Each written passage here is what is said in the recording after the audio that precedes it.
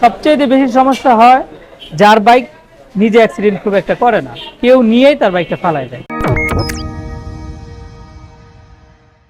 Hello, আসসালামু আলাইকুম। আমি বাইকার সেক্টর থেকে মোহাম্মদ সজিব বলছি। অনেক লাস্ট এক মাস অনেক চাপ ছিল, আস্তে আস্তে হয়তো এখন কমে আসবে ইনশাল্লাহ। সার্ভিস শুধু মাস্টার সার্ভিসের উপরে বেশি ফোকাস দেয়, কারণ স্মুথ একটা পারফরমেন্স দরকার সবার।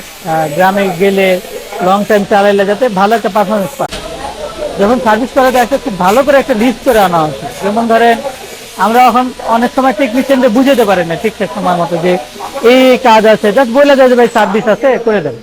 অনেক সময় অনেক সমস্যা আমরা ধরতে পারি না, টুকটাক একটা সমস্যা আছে। যদি ভালো মতো বুঝাই দেয় তো আশা করি উনি ভালো একটা সার্ভিস পাবে।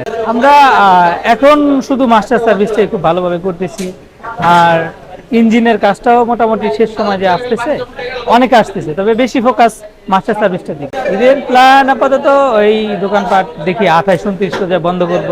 বাজেট ওরকম না আসলে, যেরকম দরকার ওরকমই বাজেট। তারপরেও ধরেন এক একজনের 5-6 হাজার টাকা। আসলে এটা আমার পেশাটাই এরকম, কারণ একটা দায়িত্ববোধ তো অবশ্যই আছে। যে কারণে যে আপনি যাওয়ার পরেই আমার যাইতে হবে, কারণ আপনারা যদি আগে না বিদায় করতে পারি তাহলে আমার এই কাজ করার কোনো লাভ নেই। সবচাইতে বেশি আসে হলো ইঞ্জিন অয়েল, তারপর আসে হলো গিয়ে অ্যাক্সিডেন্ট হিস্ট্রিটা খুব বেশি আসে, কালারের কাজটা বেশি আসে, ইঞ্জিন অয়েল চেক আপ আসে, ব্রেক প্যাড, এই টুকটাক সবচেয়ে বেশি আসে অ্যাক্সিডেন্ট হিস্ট্রি। স্লোর যে ব্যাপারটা অনেকে আছে, আত্মীয় স্বজন ভাই ব্রাদার বন্ধু বান্ধব নিয়ে বাইকটা চালায়। সবচেয়ে বেশি সমস্যা হয় যার বাইক নিজে অ্যাক্সিডেন্ট খুব একটা করে না, কেউ নিয়েই তার বাইকটা ফালায় দেয়।